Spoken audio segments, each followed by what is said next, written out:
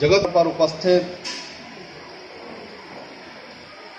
अन्यान्य विद्यालय बंधु बांधव, श्रद्धामयी मातृशक्ति, आप सबको आज के इस पावन अवसर पर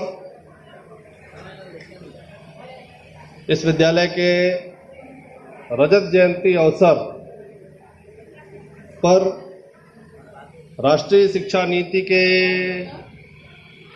विषय में आज और विचारों का आदान प्रदान करने के लिए उपस्थित सभी जो हमारे रिसोर्स पर्सन हैं उन सबको भी हम सुनेंगे। इस सेमिनार के लिए शिक्षा नीति के संदर्भ में इस विद्यालय द्वारा की गई है, निश्चित तौर पर है और व्यवस्था में जुटे हुए जो आचार्यगण हैं, निश्चित तौर पर विद्या भारती के इस विद्यालय द्वारा एक शैक्षिक नेतृत्व की दिशा में बढ़ता हुआ कदम दिखाई देता है। राष्ट्रीय शिक्षा नीति यह जन जन की नीति बन चुकी है ऐसा लगता है, और 2015 से लेकर अब तक 2020 तक 5 सालों तक लगातार इस पर चर्चा हो रही है इसके निर्माण के लिए, और गत 1 वर्ष से इसके क्रियान्वयन पर चर्चा हो रही है। इसके विषय पर मैं बहुत गहराई से नहीं जाने वाला हूं। यहाँ पर उपस्थित शिक्षालय का नेतृत्व करते हुए साथ साथ अगले सत्रों को भी हम और आगे बढ़ाने के लिए बहुत थोड़े समय में दिखाई नहीं देता अभी तक के जो हमारे पाठ्यक्रम है, और इसके आधार पर हम कह सकते हैं कि जो राष्ट्रीय शिक्षा नीति वर्तमान नीति निर्धारकों ने बनाई है उसमें पहली बात यह है कि भारत केंद्रित होना चाहिए शिक्षा। दूसरा, अपनी भाषा के स्वभाषा के प्रति गौरव की स्थापना हो, इसके लिए विद्या भारती तो विगत 70 वर्षों से कार्य कर रही है, किंतु राष्ट्रीय शिक्षा नीति में भी प्राथमिक शिक्षा कम से कम मातृभाषा में हो यह आग्रह करती है विद्या भारती के यह विद्यालय भी, और अन्य ऐसे देश भर में चलने वाले 13,000 बड़े विद्यालय, 12,000 छोटे, ऐसे सब 25,000 इकाइयों में सब दूर स्वभाषा के मातृभाषा के गौरव की स्थापना के लिए हमारे लगभग 1.5 लाख आचार्य सतत कार्यरत हैं। असम में भी 600 विद्यालय हैं और सब में अलग अलग नामों से चलते हैं, किंतु एक ही भाव है कि अपनी भाषा की गौरव और अपनी शिक्षा व्यवस्था को लाने का प्रयास आजाद भारत में व्यवस्था को आगे बढ़ाते रहे, इसमें सफलता दिखाई देती है। समाज में फिर से अपना विश्वास और इसलिए आज सरस्वती विद्या निकेतने रजत जयंती वर्षे उपलक्षे सेमिनार आयोजन करा सेमिनार हे NEP 2020 উপরে সেমিনার চলছে। সেমিনারে বিশিষ্ট অতিথিরা উপস্থিত আছেন। অর্গানাইজিং সেক্রেটারি অবস্থিত আছেন, শিক্ষা বিকাশ পরিষদের অর্গানাইজিং সেক্রেটারি যোগেন্দ্র সিং সিসোদিয়া আছেন, উপস্থিত আছেন।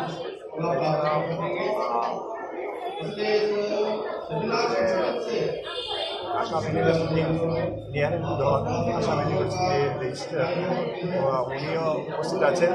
এছাড়া অনেক গণ্যমান্য ব্যক্তি উপস্থিত আছেন। বিভিন্ন জায়গা থেকে আগত শিক্ষাবিদরাও এখানে উপস্থিত আছেন। বিদ্যালয়ের অভিভাবক অভিভাবিকেরা এই সেমিনারে 2 দিন অংশগ্রহণ করবেন সবাই। আজকে আরম্ভ হয়েছে সকাল 10টায়। এখানে রেজিস্ট্রেশন চলছে, রেজিস্ট্রেশন মোটামুটি শেষ হয়ে গেছে। এখন কার্যক্রম চলছে, বিকেল 5টা পর্যন্ত চলবে, আগামীকালও চলবে। আর আপনাদের সহযোগিতা সেমিনার সফল হোক এই চাই। ধন্যবাদ আপনাকে।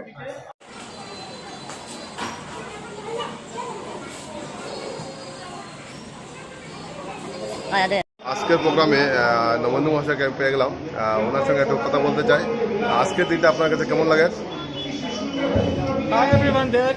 It's a nice experience to be here. I am invited from Saraswati Vidya Niketan here to attend the national education policy. And very high invitees are here. Faculties are here doing good lectures. We can learn many things and implement in our career. It's nice to be here. Thank you everyone for inviting us and having me here. Thank you. ধন্যবাদ আপনাকে। सरस्वती विद्या निकेतन के प्रांगण पर उपस्थित हुई। अब सबसे पहले ये जानिए कि ये नया राष्ट्रीय शिक्षा नीति का जरूरत क्या था।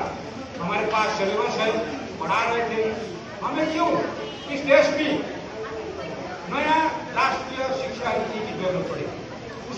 সরস্বতী বিদ্যা নিকেতনের প্রাক্তন বিদ্যার্থী আজকে আমাদের বিদ্যালয়ে নিউ এডুকেশন পলিসির উপরে সেমিনার আছে। আমাদের বিদ্যালয়ের জন্য সারা বছর জুড়ে অনেকটা প্রোগ্রাম আছে, আর এটাতে সেমিনারটা এটারই একটা অংশ। আর এটাতে আজকে অনেক গেস্ট এবং গার্জিয়ান এসেছেন এবং আমরা সবাই মিলে আনন্দের সহিত সেলিব্রেট করছি। Thank you. আমি পিয়ালকে পেয়ে গেলাম। পিয়াল, আজকে কেমন লাগছে আজকে দিনটাতে? নমস্কার। আজকে রাষ্ট্রীয় শিক্ষানীতির বিষয়ে প্রোগ্রামে এসে খুব ভালো লাগছে, অনেক কিছু জানতে পারছি এবং একটা খুবই সুন্দর মুহূর্তের সাক্ষী হতে পারলাম। নমস্কার। রাজদীপকে পেয়ে গেলাম, এই সরস্বতী বিদ্যালয়ের প্রাক্তন ছাত্র। আর আজকে কেমন লাগছে আজকে দিনটা তোমার কাছে? আজকে দিনটা খুব ভালো লাগছে। আর স্কুলে এলাম অনেকদিন পরে, একটা খুব সুন্দর অনুষ্ঠান করা হচ্ছে, সেমিনার প্রোগ্রাম। এটাতে আমার অংশগ্রহণ করতে পেরে বেশ ভালোই লেগেছে। আর সবার সাথে দেখা করে অনেকদিন পর খুব ভালো লাগছে। এটা খুব আনন্দমুখর পরিবেশ।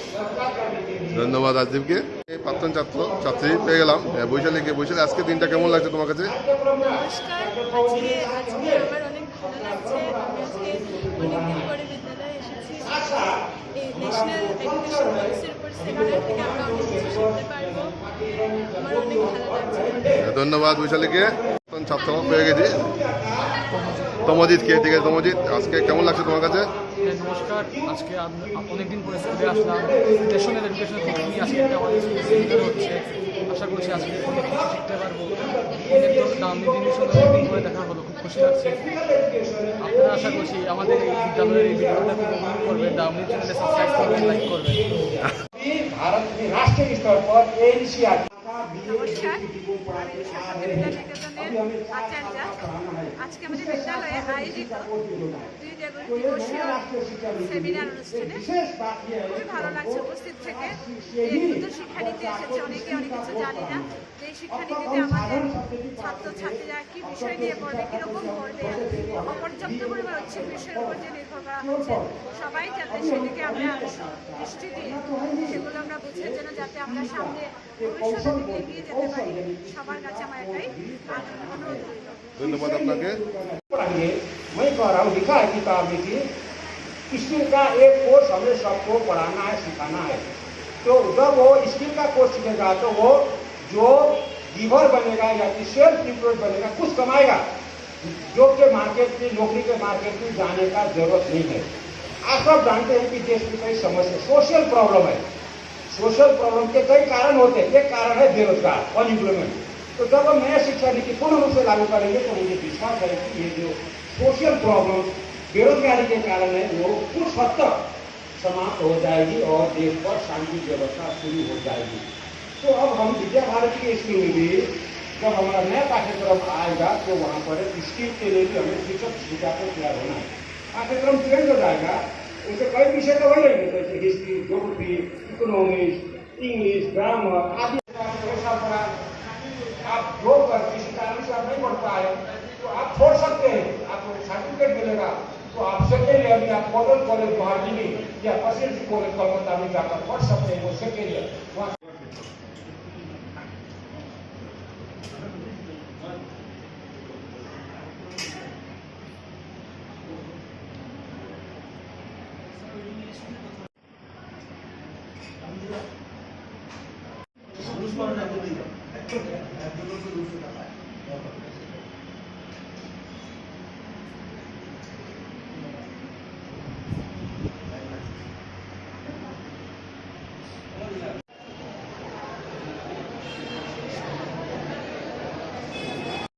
উপস্থাপন করছে। রাষ্ট্রীয় শিক্ষানীতি 2020 খুব সুন্দরভাবে মূল্যায়ন প্রক্রিয়ার উন্নতিকরণ ও সামগ্রিক প্রগতিপত্র তৈরি সম্বন্ধে আমাদের সুস্পষ্ট ধারণা দিয়েছে। এই নীতির বাস্তব প্রয়োগে সমগ্র দেশের মূল্যায়ন প্রক্রিয়ার ব্যাপক পরিবর্তন হবে। এই নীতির আধারে বিদ্যালয় স্তরে মূল্যায়ন প্রক্রিয়ার বাস্তবায়িত করার দৃষ্টিকোণে আমি আমার মতামত ব্যক্ত করছি। 1 নম্বর পয়েন্ট হচ্ছে, শেখার ও প্রকৃত জ্ঞান অর্জনের জন্য মূল্যায়ন প্রক্রিয়ার রূপান্তর একান্তভাবে প্রয়োজন। উচ্চ পর্যায়ের দক্ষতা ও নিপুণতা অর্জনে সহায়তা করার জন্য নিয়মিত গঠনমূলক ও দক্ষতা ভিত্তিক মূল্যায়নের ব্যবস্থা করা প্রয়োজন। এতে বিদ্যার্থীরা উপকৃত হবে বলে আমি মনে করি। বর্তমানে যে মূল্যায়ন প্রক্রিয়া চলছে সেটার সঙ্গে অনেক সময় আমরা বাস্তব জীবনের অনেক কিছু মিল পাই না। কারণ অনেক সময় দেখা যায় বিদ্যার্থীরা ভালোই পারফরমেন্স দেখায় পরীক্ষা বা বিদ্যালয় মূল্যায়নে, কিন্তু পরবর্তী জীবনে তাদের অনেক সময় দেখা যায় সেই মূল্যায়নের ভিত্তিতে সেই মানুষ আমরা দেখতে পাই না সমাজে। দ্বিতীয়ত হচ্ছে, প্রতিটি শিশুর সামগ্রিক বিকাশের জন্য রিপোর্ট কার্ড পুনরায় নির্মাণ করা প্রয়োজন। পুনরায় এই কারণে একটা আমাদের আছে, কিন্তু হলিস্টিক রিপোর্ট কার্ড যেটা সামগ্রিক মূল্যায়ন সব দিক থেকে বিবেচনা করে যে প্রগতিপত্র তৈরি, সেটা এখন খুবই প্রয়োজন। এতে বিদ্যার্থীর সর্বাঙ্গীন বিকাশ লক্ষ্য করার জন্য 360 ডিগ্রি সামগ্রিক প্রগতিপত্র তৈরি করা হবে। এই প্রগতিপত্রে প্রতিটি শিক্ষার্থীর অগ্রগতির পাশাপাশি রুচি বিশেষভাবে প্রতিফলিত হবে। অর্থাৎ অনেক সময় দেখা যায় মানুষের রুচি একদিকে থাকে, কিন্তু বিভিন্ন কারণে তাকে জোর করে আমরা অনেক বিষয় পড়িয়ে নেওয়া হয় এবং সেই অনুযায়ী তার মূল্যায়নও করা হয়। কিন্তু অনেক ক্ষেত্রে দেখা যায় যে এরা এই ধরনের আছে যে তার রুচি হয়তো খেলাধুলার দিকে, তার রুচি হয়তো কোনো আর্ট বা কোনো কিছুর দিকে, কিন্তু তাকে হয়তো এমন সব বিষয় পঠন পাঠন করতে হচ্ছে যে তার অনিচ্ছা সত্ত্বে করতে হচ্ছে। কিন্তু এখন এরকম রিপোর্ট কার্ড যদি তৈরি করা হয় যেখানে সামগ্রিক মূল্যায়ন 360 ডিগ্রি অর্থাৎ বিদ্যুতের কেন্দ্রের কোন 360 ডিগ্রি থাকে, সব দিক থেকে তাকে অবলোকন করা হবে। তার যদি দেখা যায় যে পড়াশোনার পাশাপাশি অন্য কোনো বিষয়ে রুচি আছে, সেটাও আমরা স্কুলে ইনক্লুড করব, যেটাকে কস স্কলাস্টিক বা সহশৈক্ষিক বিষয় হিসাবে বিবেচনা করা হবে এবং সেই বিষয়ে যদি তার রুচি থাকে, সেটাতে যদি তার প্রগতি ভালো থাকে, তাকে সেই লাইনেই আমরা এগিয়ে নিয়ে যেতে সাহায্য করব। তৃতীয়ত হচ্ছে, মূল্যায়ন প্রক্রিয়ায় শিক্ষক মূল্যায়নের পাশাপাশি এবং সহপাঠী মূল্যায়নের ব্যবস্থার ফলে বিভিন্ন দৃষ্টিকোণ থেকে বিদ্যার্থীর সঠিক মূল্যায়ন হবে। আজকে পর্যন্ত আমাদের যত ইভালুয়েশন সিস্টেম আছে সেখানে আমরা শিক্ষক যারা তারাই শুধু পেপার দেখেই চেক করে মার্ক দেই, কিন্তু এখন প্রত্যেক বিদ্যার্থী, যেটা আমাদের নতুন শিক্ষানীতিতে আসছে, যদি বিদ্যার্থী নিজেও একটা নিজের সম্পর্কে ধারণা দেয়, তারপর তার সহপাঠী যারা আছে তারাও তার সম্পর্কে একটা দেবে, সবকিছুর গড় মিলে হবে প্রকৃত তার রিপোর্ট কার্ডটা। এতে দেখা যাবে সে সামাজিক কতটুকু সম্পর্ক রক্ষা করছে, সে কতটুকু মানুষের সঙ্গে মেলামেশা করতে পারছে, সে কতটুকু অনেক কিছু ম্যানেজ করে চলতে পারছে, সবকিছুর উপর থেকে তার পার্সোনালিটি যেটা ব্যক্তিত্ব কতটুকু আছে সবকিছুই আমরা যাচাই করতে পারবো, যেগুলো বর্তমানে এখন যে প্রক্রিয়া চলছে সেটাতে আমরা সম্পূর্ণভাবে পাই না। একজন মেম্বার এবং ব্যক্তিগত জীবনে উনি করিমগঞ্জ কলেজের ফিজিক্স ডিপার্টমেন্টের অ্যাসোসিয়েট প্রফেসর। বরণ করে নিচ্ছেন ডক্টর জয়ন্ত চক্রবর্তীকে, প্রফেসর রজস্বী পাল। দুজনকে অসংখ্য ধন্যবাদ। আমাদের অনুষ্ঠান 2020 after 34 years. 34 is a very long time. Before that, after independence, first education policy was University Education Commission or Radhakrishnan 1948-49, which talked mainly about higher education and university education. After that, we have Kothari Commission 1964-66. Sorry, after Radhakrishnan Commission, it was Modalia Commission 1952-53. After Modalia Commission, it's Kothari Commission 1964-66. And the last one, which is the National Education Policy 1986. And after 34 years, we are getting this National Education Policy 20. Now, what is the need of this National Education Policy? The need of বিকাশ হবে, তারপরে তাদের মধ্যে সমস্ত ধরনের বোধাত্মক যেটা বিকাশ, সংজ্ঞানাত্মক, ব্রেনকে বিভিন্নভাবে কাজে লাগানো, চিন্তা ভাবনা করা, যুক্তি দিয়ে চিন্তা করা, এই সমস্ত ডেভেলপমেন্ট তাদের হবে। সামাজিক বিকাশ হবে, আবেগিক ইমোশন যেটা সেটার বিকাশ হবে, নৈতিক বিকাশ হবে, কলা সাংস্কৃতিক বিকাশ হবে, কারোর সঙ্গে কমিউনিকেশন করা এটার বিকাশ হবে। তৎসঙ্গে তারা কি শিখবে, প্রারম্ভিক ভাষাটা শিখে নেবে, সংখ্যা গণনার বিকাশ। তো এই যে ব্যাপারটা আমি যদি আমাদের উত্তর পূর্বাঞ্চলে বিশেষত অসমকে দেখি, তাহলে আমরা দেখতে পাচ্ছি এখানে বিভিন্ন জাতি জনগোষ্ঠীর লোকেরা বসবাস করে। তো সেই বিভিন্ন জাতি জনগোষ্ঠীর দিকে লক্ষ্য রেখে আমাদের ইসিসিই সিস্টেমটা এভাবেই করতে হবে। তো এট প্রেজেন্ট আমি সেই অনুযায়ী আমি আমার মতামতটা ব্যক্ত করছি। আমি এট প্রেজেন্ট দেখতে পাচ্ছি করিমগঞ্জ জেলায় কি আছে, আমরা দেখতে পাচ্ছি ইসিসির যে বর্তমান আমরা দেখতে পাচ্ছি সেন্টার আছে 1570, 7টা ব্লকে 1570টি সেন্টার চলছে। তার মধ্যে আমরা দেখতে পাচ্ছি 7টা সেন্টারে কি আছে, integrated child development service available. মাত্র শহরাঞ্চলে 68, গ্রামে আছে 1502, ওয়ার্কার যারা কাজ করছে 1449, হেল্পার যারা আছে 1470, মিনি সেন্টার আছে 44, যেটা শুধুমাত্র ওয়ার্কার দ্বারা চলছে। আর বাকি যে 1526টা সেন্টার আছে সেটা চালাচ্ছে হেল্পার এবং ওয়ার্কার মিলে। এদের কোয়ালিফিকেশন কি? যারা শিক্ষা দিচ্ছে ম্যাট্রিক বা নন ম্যাট্রিক, এদের কোয়ালিফিকেশন। হেলথ ওয়ার্কার তারা কাজ করছে, আশা কর্মী আর এএনএম। হেলথ চেক আপ হচ্ছে সপ্তাহে 2 দিন। হেলথ চেক আপ বলতে এখানে আমি গুরুত্ব আরোপ করতে চাইছি, সরকার তো একটা রোডম্যাপ দিয়ে দিয়েছে, সেটার ইমপ্লিমেন্টেশন বলে দিয়েছে। প্রত্যেক যতগুলো শিক্ষা কমিটি গঠিত হয় সবাই রেকমেন্ড করে, ইমপ্লিমেন্টেশনে গিয়েই আমাদের সমস্যাটা হয়। ইমপ্লিমেন্টেশন যেটা করে দেওয়া হয় বাস্তবে সেটা হয় না। কারণ আমি বলছি যে ভারতবর্ষের যদি আমি অসমকে দেখি, করিমগঞ্জে দেখি, এখানে বিভিন্ন ভাষাভাষীর দেশ আছে। তাহলে এইগুলো চালাতে গেলে আমাদের কি করতে হবে? প্রথমে আমার মনে হচ্ছে যে বিশেষ করে গ্রামাঞ্চলকে আমরা খুবই গুরুত্ব দেব, কারণ গ্রামাঞ্চলের মানুষ সামাজিক অর্থনৈতিকভাবে পিছিয়ে পড়েছে, যার জন্য বিশেষ যোজনা তৈরি করতে হবে যাতে আলোচনা সভায় আমাদের যে বিদ্যায়তনিক সভা সেখানে 3টে বক্তব্য আমরা শুনলাম। মনোজিৎ বাবুর বক্তব্য শুনলাম, ডক্টর জয়িতা ভট্টাচার্যের বক্তব্য শুনলাম এবং শেষে নন্দিতা দাস মহাশয়ের বক্তব্য শুনলাম। তো যে মূল বক্তব্য আজকের দিনে দাঁড়িয়ে 2015 থেকে জাতীয় শিক্ষানীতি যে কস্তুরী রঙ্গন কমিটি, সেই কমিটির তত্ত্বাবধানে যে রিপোর্ট তৈরি করা হয়েছে, সেই রিপোর্ট 240 পৃষ্ঠার রিপোর্ট, অরিজিনাল রিপোর্ট। এবং পরবর্তীকালে সরকারি তরফ থেকে সেই রিপোর্ট 65 পেজ, 65 পাতায়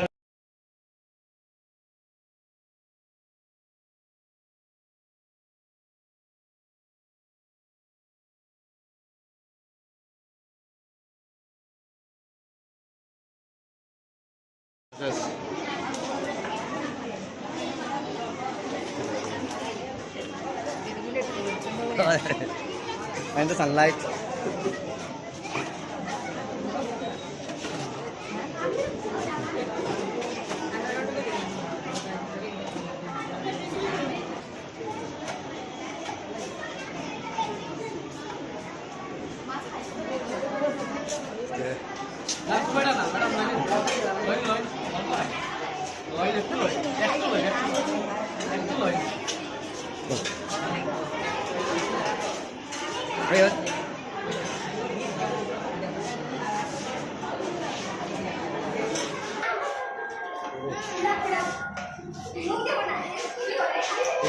যেটা স্মৃতি আনন্দের দিন, ঠিক আছে নাকি